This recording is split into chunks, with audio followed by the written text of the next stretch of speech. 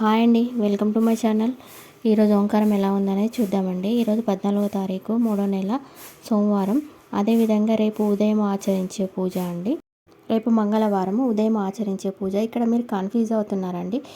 ఈరోజు జరిగిన ప్రోగ్రాం చెప్పడం జరుగుతుంది. అదేవిధంగా రేపు ఉదయం మీరు ఉదయాన్నే ఆచరించుకునే పూజ కూడా చెప్పడం జరుగుతుందండి. ఇక్కడ కన్ఫ్యూజ్ అవుతున్నారు, కాస్త అర్థం చేసుకోండి. ఈరోజు ఓంకారం ఎలా ఉందనేది మనము వీడియోలోకి వెళ్ళే ముందుగా నా ఛానల్ని కొత్తగా చూస్తున్న వారైతే నా ఛానల్ని సబ్స్క్రైబ్ చేసుకోండి. వీడియో నచ్చితే లైక్ చేయడం మర్చిపోకండి. ఈరోజు ఎలా ఉందనేది చూద్దామండి.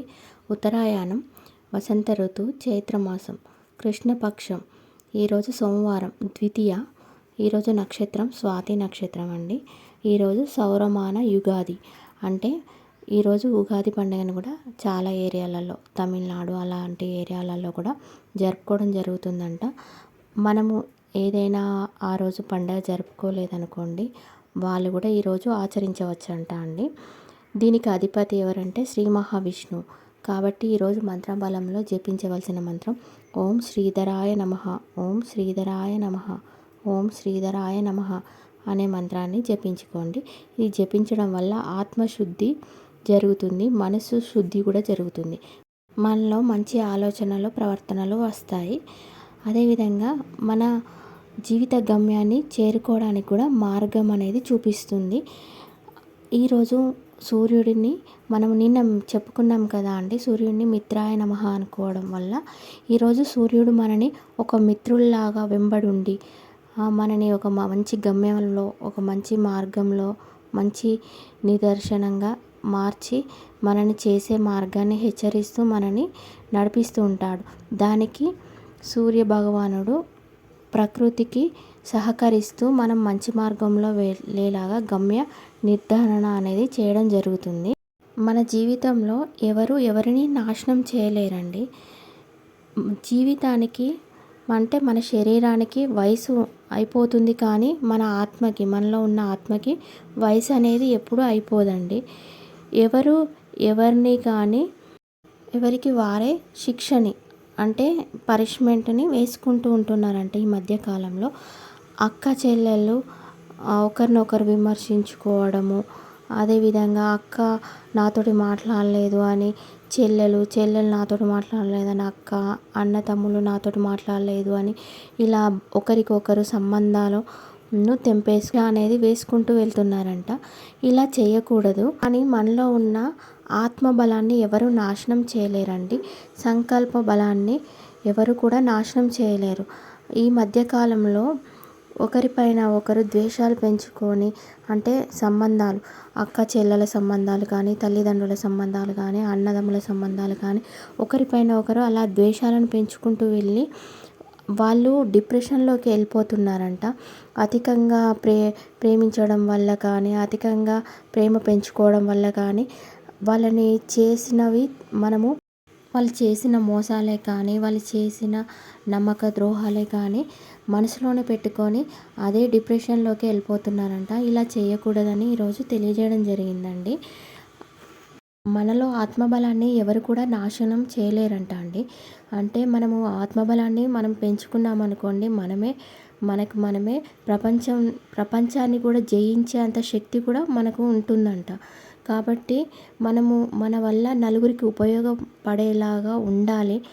అలాంటి నైజం నేర్చుకోవాలంట అండి.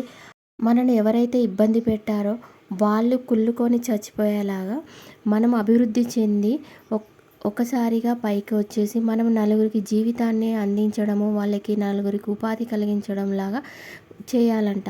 కానీ అంతేగాని అదే వాళ్ళు మనని మోసం చేశారు అదే అని మనం మైండ్లో పెట్టేసుకొని డిప్రెషన్ పాలైపోయి మన జీవితాన్ని కోల్పోవడం అలా చేయకూడదంట అండి. ఈ మధ్యకాలంలో చాలా ఇలాంటి సమస్యలు ఎక్కువ ఎదురవుతున్నాయంట. ప్రేమ కోల్పోయానని, వివాహ జీవితం కోల్పోయానని, సంబంధాలు కోల్పోయానని డిప్రెషన్లోకి వెళ్ళిపోయి చాలామంది ఆత్మబలాన్ని ఎవరికి వారే నాశనం చేసుకున్న వారైపోతున్నారంట. కాబట్టి అలా ఎవరు నాశనం చేసుకోవద్దు. మన ఆత్మధైర్యాన్ని, మన ఆత్మబలాన్ని మనలో మనమే నిల్చోబెట్టుకునేలాగా ఉండి మనము కోలుకోవాలి. మనము నాశనం కావాలి అన్నది మన చేతిలోనే ఉంటుంది. మనము అభివృద్ధిలోకి రావాలి అనేది కూడా మన చేతిలోనే ఉంటుంది. కాబట్టి మన ఆత్మబలాన్ని మనం ఎప్పుడూ నాశనం చేసుకోవద్దండి. అది మనకు శక్తిలాగా మార్చుకొని మనము ఆత్మబలాన్ని పెంచుకొని ముందుకెళ్ళాలి అని ఈరోజు తెలియజేయడం జరిగిందండి. చిన్న కథ కూడా చెప్పారండి. ఇద్దరు స్నేహితులు ఉన్నారు. వాళ్ళు చిన్నప్పటి చాలా కలిసిమెలిసి ఉండేవారు. కాస్త వయసు వచ్చిన తర్వాత వాళ్ళలో ఒక వ్యక్తి మాత్రం వాళ్ళు వీళ్ళు చెప్పే మాటలు విని ఒక్కో వ్యక్తి పైన ఇంకో వ్యక్తి ఈర్ష్య స్వభావాలన్నీ పెంచుకొని అతన్ని ఎలా క్షీణింపచేయాలి, అతన్ని ఎలా నాశనం చేయాలని అదే మైండ్లో పెట్టుకొని అలానే తన జీవితాన్ని గడుపుతూ ఉన్నాడు. వాళ్ళ జీవితంలో వివాహమైంది, వాళ్ళకు ఒక కుటుంబం ఏర్పడింది. కానీ వాళ్ళ ఆలోచన మాత్రం అలానే ఉండిపోయిందంట ఒకరిది. కానీ ఇంకొక వ్యక్తి తనని ఎవరు ఎలా నాశనం చేయాలని చూస్తున్నారు, ఎలా నా పైన ఈర్ష్య పెంచుకున్నారు, కానీ నేను అవన్నీ పట్టించుకోకూడదు. నాకు ఒక కుటుంబం ఉన్నది, నా మీద ఆధారపడి ఉన్న వారు ఉన్నారు అని ఆలోచించుకొని తన వ్యవస్థను అంటే తన కుటుంబాన్ని చూసుకుంటూ, తన ఉద్యోగాన్ని చేస్తూ, తన తల్లిదండ్రులను చూస్తూ, తన జీవితాన్ని హ్యాపీగా తను అనుకున్న లక్ష్యాన్ని చేరుకుంటూ తను వెళ్ళిపోయాడు. కానీ తనని విమర్శలు చేస్తూ విమర్శించి దీన్ని ఎలా విమర్శించాలి అనే ఆలోచన చేస్తున్న వ్యక్తి మాత్రం అదే ఆలోచనలో మునిగిపోయి తన కుటుంబాన్ని పట్టించుకోక, తనకు ఒక ఉద్యోగం లేక, తను చేసే వ్యవస్థ కరెక్ట్ లేక తన మైండ్లో ఎప్పుడూ ఇదే విమర్శించాలని మైండ్లో పెట్టుకొని ఉండడం వల్ల తానే చివరికి అన్నీ కోల్పోయాడు. ఎవరిని విమర్శించాలి అనుకున్నాడో అతను మాత్రం గొప్ప స్థాయిలో ఉండిపోయాడు. కాబట్టి ఎప్పుడు కానీ ఒకరిని నాశనం చేయాలి, ఒకరిని విమర్శించాలని మనం ఎప్పుడు చూడకూడదంట అండి. వాళ్ళు చేసే కర్మ వాళ్ళపైనే ఆధారపడి ఉంటుందంట. కాబట్టి మనల్ని ఎవరైనా నిందిస్తున్నారు అని మనం వాళ్ళు అంటున్నారని పట్టించుకొని బాధపడుతూ ఉండకూడదు. మనం చేసే పని మనం చేస్తూ వెళ్ళిపోవాలంట అని ఈరోజు మంచి మాటలో చెప్పడం జరిగిందండి. అదేవిధంగా ఈరోజు సాంప్రదాయం అండి. సాంప్రదాయంలో ఈరోజు తెలియజేయడం ఏం జరిగిందంటే శుక్లపక్షము కృష్ణపక్షం గురించి తెలియజేయడం జరిగిందండి. అభివృద్ధి చెందిన చంద్రుడు ఉన్నప్పుడు అది శుక్లపక్షంగా పరిగణించుకోవాలండి. అలా పరిగణించుకున్న రోజుల్లో మాత్రమే శుభకార్యాలు అంటే అన్నప్రాసనం కానీ, మంత్రోపదేశం కానీ, గృహప్రవేశాలు కానీ, చెవులు కుట్టించడం కానీ అలాంటి కార్యక్రమాలన్నీ ఆ రోజులలో ఆచరించుకోవాలండి. అంతా ఆ రోజులలో చేయడం వల్ల అంత శుభమే ఉంటుంది. అదే కృష్ణపక్షంలో చంద్రుడు క్షీణచంద్రుడు అవుతాడు కాబట్టి అన్నీ క్షీణిస్తూ వస్తాయి. కాబట్టి అలాంటి టైంలో మనము ఎలాంటివి చేయకూడదు. తప్పనిసరి సమయంలో అయితే కొన్ని వివాహాలు నిశ్చయం చేస్తారంట. కానీ ఇలాంటి సమయంలో మృత్యుంజయ హోమం చేస్తే మృత్యు గెలుస్తుంది, అనారోగ్యము క్షీణించి ఆరోగ్యము ప్రాప్తిస్తుంది.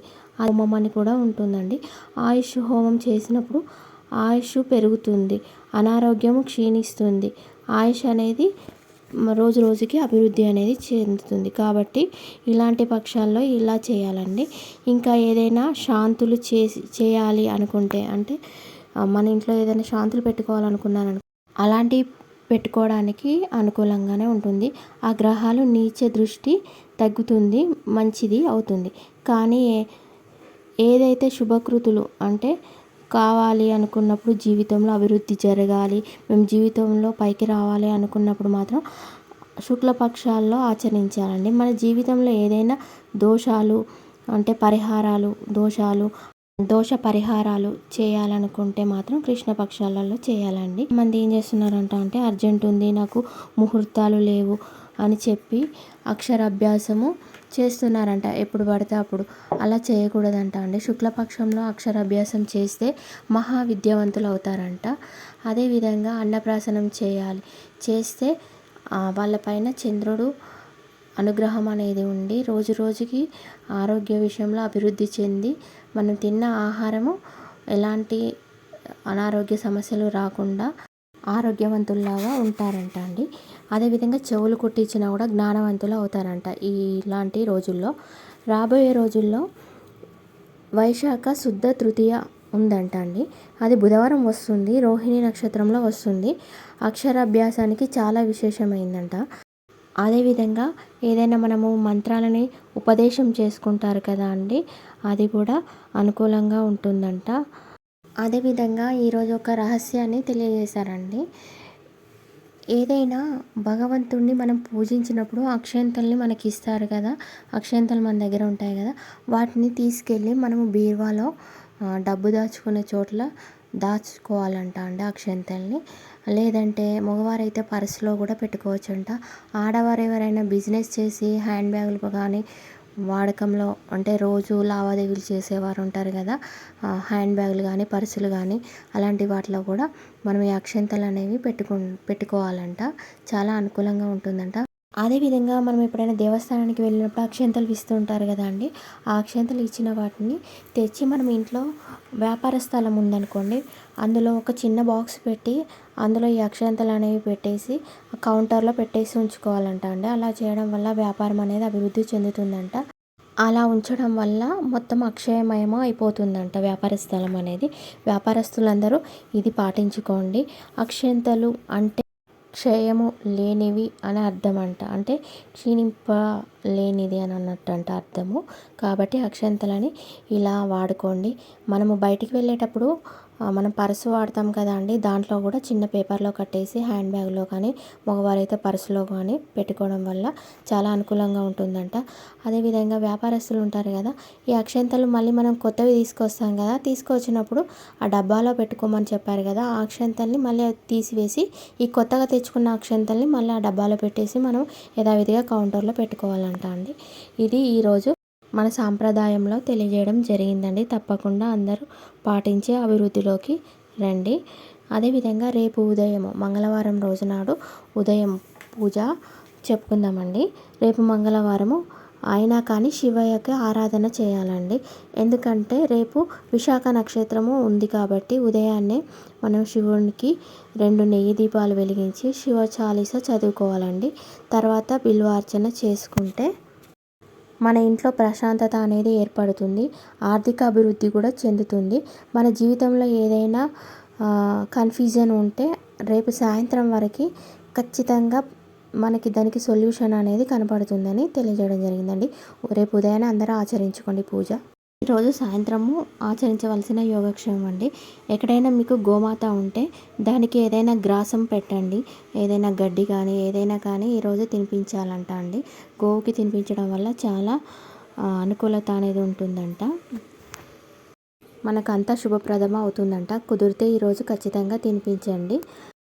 ఈరోజు సాయంత్రము ఆవు పేడతో చేసిన పిడక పైన కొంచెం నూనె, బెల్లము, అదేవిధంగా సుగంధ భరితమైన పుష్పాలు దానిపైన వేసి ఇల్లంతా ధూపం వేయాలంట అండి.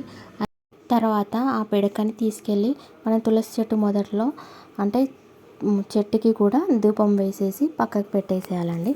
తర్వాత మనం ఇంట్లో పూజా గదిలోకి వెళ్ళి 2 నెయ్యి దీపాలు వెలిగించుకోవాలి.